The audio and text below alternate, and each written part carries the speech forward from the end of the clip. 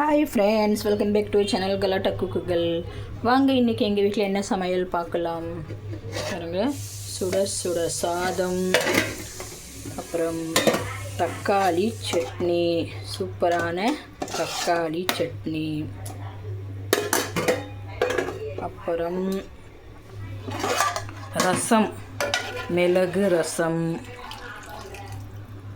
அப்புறம் இது வஞ்சர மீன் மசாலா போட்டு வச்சுருக்கிறேன். இப்போ வறுக்கணும் அது. அதுக்கப்புறம்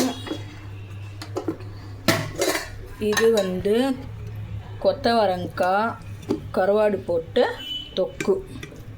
இது